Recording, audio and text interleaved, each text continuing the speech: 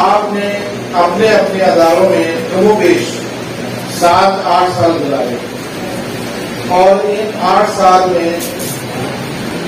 ان اداروں نے آپ کی بہت ہی خوبصورت طریقے سے سرپرستی کی، آپ کی کفالت کی، آپ کی ضرورتوں کا خیال رکھا، اور سب سے بڑھ کر بہت ہی تجربہ کار اساتذہ کی سپرد آپ کو کی، جنہوں نے بڑی محنت کے ساتھ، لگن کے ساتھ آپ کو نہ صرف تعلیم دی بلکہ تربیت کا بھی بندوبست کیا، اور نظریاتی اور فکری طور پر آپ کو بڑا مضبوط کیا۔ اس سلسلے میں اور اس کام میں صرف اساتذہ ہی نہیں بلکہ ان اداروں کے منتظمین بھی شامل ہیں،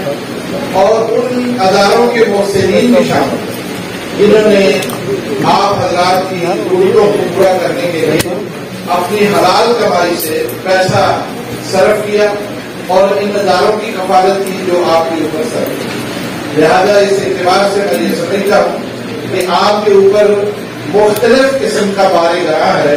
جو آپ نے معاشرے میں جا کے ادا کرنا ہے۔ آپ پر اس ادارے کا، ان کے اساتذہ اور انتظامیہ کا، اور اسی طرح سے ان محسنین کا آپ پر جو احسان ہے، یقیناً آپ اپنے عمل سے، اپنے طرز زندگی سے اور دعوت و ارشاد کے کام سے اس کو آپ ادا کریں۔ اور یہ تمام ادارے اور ان کے منتظمین، ان کے محسنین، انہوں نے کبھی بھی آپ سے نہ تو یہ مطالبہ کیا کہ آپ ان کے لیے جزائے خیر کہیں، نہ ان کا شکریہ ادا کریں، بلکہ ان کی ایک ہی تمنا اور ہدف ہوتا تھا اور ہے ان کا کہ آپ معاشرے میں جا کے بہت اچھا کردار ادا کریں اور ان کی نیک نامی کا باعث بھی بنے، بلکہ آخرت میں نجات کا ذریعہ بھی آپ ہو۔ اس لحاظ سے میں اپنے تمام عزیزان سے یہ گزارش کروں گا کہ اپنی ذمہ داری کو سمجھیں اور ان حقوق کو ادا کرنے کے لیے وہ کمربستہ ہوں، اور پوری دیانت اور امانت کے ساتھ جا کے یہ کام کریں، اور اللہ کی رضا کے لیے کریں،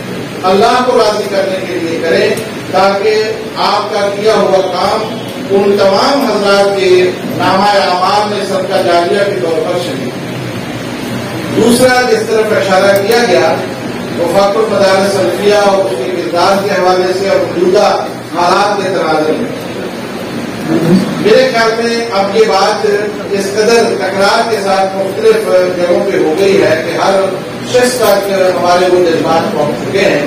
لیکن یہاں شاید کچھ نئے حضرات بھی موجود ہوں گے۔ میں چند جملوں میں اختصار کے ساتھ وہ بات عرض کر دوں گا۔ پہلی بات تو یہ بالکل آپ اپنے ذہن کو صاف کریں کہ وفاق المدارس سلفیہ کے بنانے کا جو مقصد ہے بنیادی ہمارے اکابر کا اور ہمارے دعامات کا، انہوں نے کبھی بھی دنیا کو سامنے رکھ کر اس طرح کی کوئی تنظیم سازی نہیں، یہ غلط فہمی دور کریں کہ ہم اس لیے وفاق بنایا کہ اس کی اسناد کے ذریعے سے کوئی ملازمت حاصل کریں، کوئی بڑا عہدہ حاصل کریں، اور ہم اس طرح کی کوئی اپنی سرگرمیاں بتائیں، بلکہ اس وفاق کو منظم مرتب کرنے کا بنیادی مقصد ایک نصاب کے تحت تمام اہل حدیث مدارس کو ایک چھت کے نیچے جمع کرنا ہے اور ایک نظام کے تحت ان کے امتحانات لینے۔ الحمدللہ میں یہ سمجھتا ہوں کہ 45 سال سے وفاق المدارس سلفیہ اپنے اس مقصد میں 100% کامیاب ہوا ہے۔ ہم نے اس نصاب کو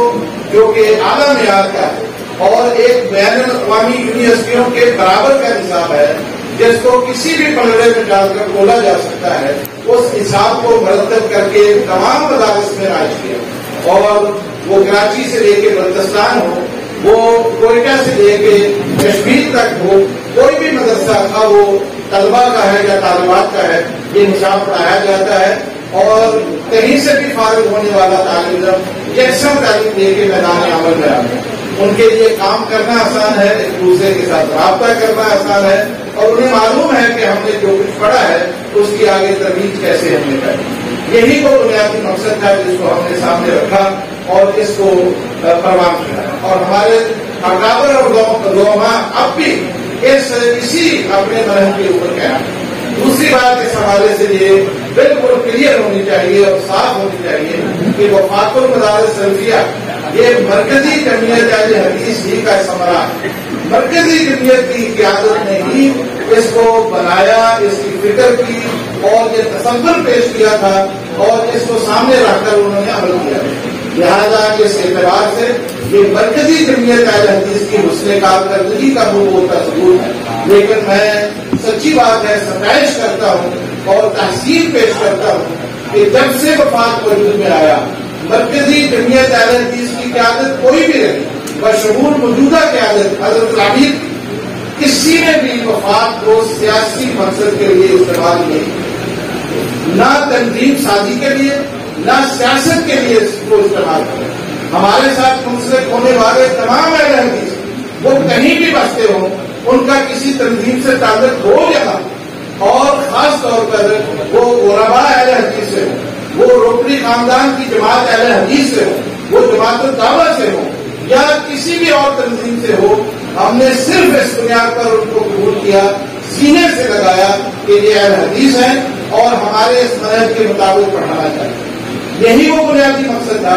اور کبھی بھی یہ سوال نہیں اٹھا کوئی بچہ ہو یا بچی ہو، اگر اس نے امتحان دیا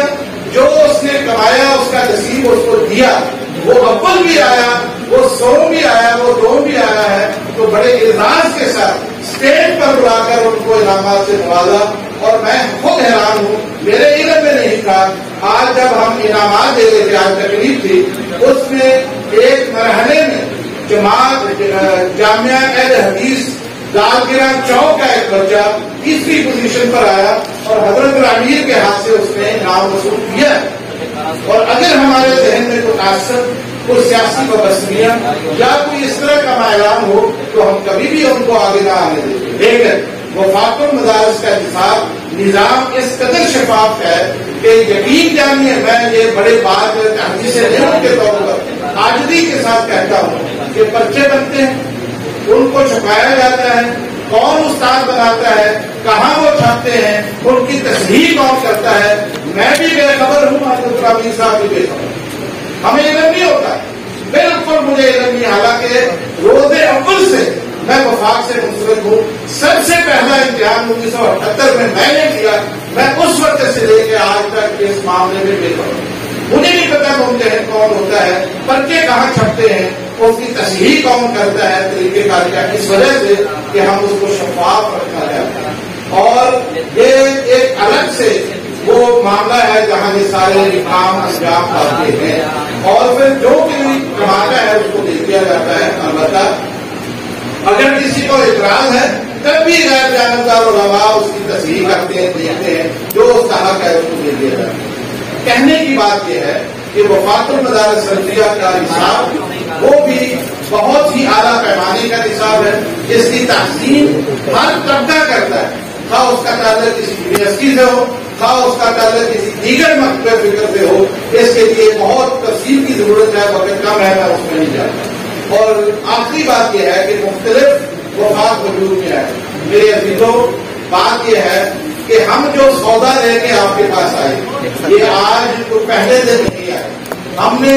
جو نظام، جو نصاب آپ کے سامنے رکھا ہے، یہ آج لے کر نہیں آئے۔ اللہ کے فضل و کرم سے اس کو بنانے والے، اس نصاب کو مرتب کرنے والے ہمارے اہل حدیث کے سرخیر اور ان کے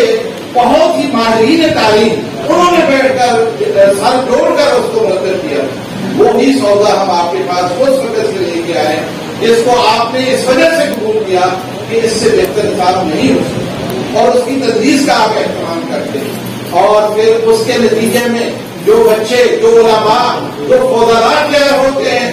اور میں نے دیکھا ہے کہ معاشرے میں جا کے ان کا کردار ہمیشہ مثبت رہا۔ اس لیے کہ میں اس منصب کے اوپر ہوں، میں بہت سارے اجتماعات میں جاتا ہوں، بہت ساری سرکاری غیر سرکاری اجلاسوں میں جاتا ہوں، وہاں لوگ بیٹھ کر تبصرے کرتے ہیں، فیڈ دیتے ہیں، ہمیں بتاتے ہیں کہ آپ کا نصاب پڑھ کے نپٹنے والا کہاں کہاں کیا کیا خدمت سر انجام دیتا ہے۔ مجھے تو ہمیشہ مثبت باتیں ملی، خوشگوار باتیں ملی، اور اس سے یہ پتہ چلتا ہے کہ ہم اپنے اس مشن میں 100% کامیاب ہوں، اور یہ سلسلہ انشاءاللہ آئندہ بھی جاری رہے گا۔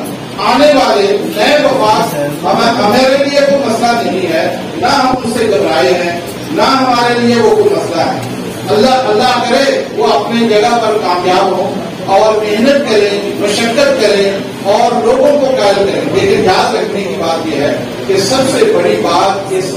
نصاب کے ذریعے سے وہ فکر ہوتی ہے، وہ منہج ہوتا ہے، وہ نظریہ ہوتا ہے جس پر سلف صالحین قائم تھے. ہم نے اتنا استقرار اور استقلال ہے کہ روز اول سے جس عقیدے کے اوپر ہم قائم ہیں، جس نظریے کے اوپر ہم قائم ہیں، آج بھی اسی کے اوپر. کوئی حالات آ جائے، کوئی جذباتی بات آ جائے، پیسے کی بات آ جائے، حالات سیاسی بھی بدل جائیں، لیکن نہ کوئی نظریہ بدلا، نہ عقیدہ بدلا، نہ ہمارا منہج. اور ہمارے اوپر دباؤ بھی اسی طرح کے جیسے آج آئے ہیں، اس سے پہلے بھی بہت سارے آئے، لیکن الحمدللہ ہم مدارس کی حریت، مدارس کی آزادی اور ان کے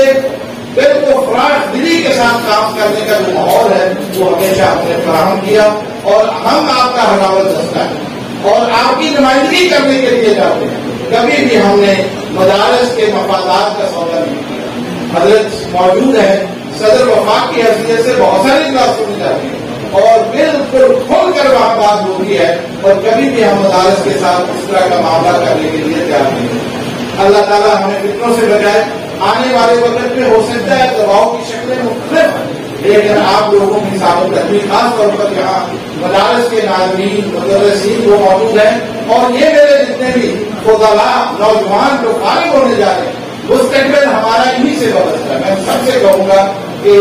ایسے وقت میں آپ اپنی کمزوری نہ دکھائیں،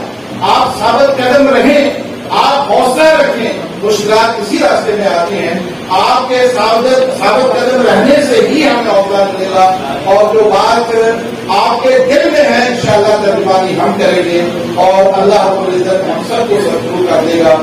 دلوں کے پیٹ کو اللہ جانتا ہے، لیکن جو ہمیں نظر آتا ہے باقی نظر میں اگر دیکھا جائے تو چونکہ کچھ ایسے معاملات حکومت کے ساتھ ہمارے چل رہے تھے جن پر کچھ سمجھوتا کا، حالانکہ ہم نے ایک سائن کیے ہیں، معاہدے کے اوپر سائن کیے، وہ اصولی طور پر وہ جو معاہدے تھے اس کی کچھ تفصیلات، اور سب سے بڑھ کر یہ کہ اس میں کچھ قانون سازی ہونا باقی، کیونکہ جو معاہدے اس سے پہلے بھی ہوئے قانون سازی نہ ہونے کی وجہ سے، اور آنے والا یا جانے والا وہ کوئی ذمہ داری نہیں لیتا. لہٰذا نئے ہمارے لیے ہم نے ان سے تقاضا کیا ہے تو قانون سازی کرے. دوسری بات ہم نے یہ کہی کہ جو قوانین آپ وقف املاک کے بارے میں بنا رہے ہیں اور ان کا تعلق مساجد اور مدارس سے، لہٰذا اس قانون سازی کو ختم کریں اور کوئی ایسا قانون پاس نہ کریں جس سے مدارس اور مساجد ان کے اہداف پر نہ کریں. لیکن چونکہ یہ بات ان کو دوبارہ نہیں تھی، انہوں نے ایسے لوگوں کا انتخاب کیا جو ان کی ہاں بنائے، اور ایسا ہی معلوم ہوتا ہے کہ وہ ہمیں کہیں گے، بلکہ کہا گیا کہ دیکھیے جو کچھ ہم کرنے جا رہے ہیں ان کو تو اطراف نہیں، وہ بھی تو مدارس والے، آپ کو کیوں اطراف؟ میں نے ان سے یہ کہا کہ بات یہ ہے کہ وہ جو کچھ بھی قبول کر رہے ہیں ان کے پاس اپنے ذاتی کوئی ادارے نہیں، اور ایسے کسی ادارے کی وہ سرپرستی نہیں کرتے، لیکن ہم جن لوگوں کی نمائندگی کر رہے ہیں ان کے اپنے ادارے، اور ہم ان کی زبان میں آپ کو یہ کہتے ہیں کہ ایسا کوئی قانون آپ جو بنائیں گے کہ مدارس کو ہم کنٹرول کر لیں، ان کی املاک پر کنٹرول کر لیں، تو اس کے لیے تو لازمی بات ہے کہ ہم کوئی مزاحمت کریں گے، کوئی بات کریں گے، اور اس کے مقابلے میں کوئی ایسی صورت آپ کے سامنے رکھیں گے جس سے مسائل کو حل کیا جائے. کیونکہ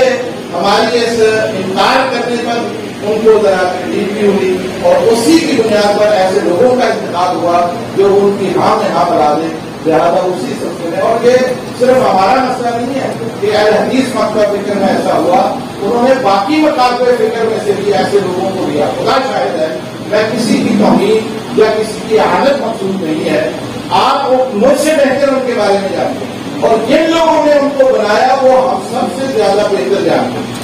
جو کس قسم کے لوگ ہیں. اس لیے اس بات سے پریشان ہونے کی ضرورت نہیں ہے. آپ کو استقامت دکھانی ہے، استقرار دکھانا ہے کہ ایسے لوگوں کے ساتھ ہم کھڑے ہو جو واقعات کسی عقیدے کے اوپر، کسی منہج کے اوپر جان دینے کے لیے قربان ہو. تو انشاءاللہ آپ کامیاب و کامران ہیں. اور پوروں کو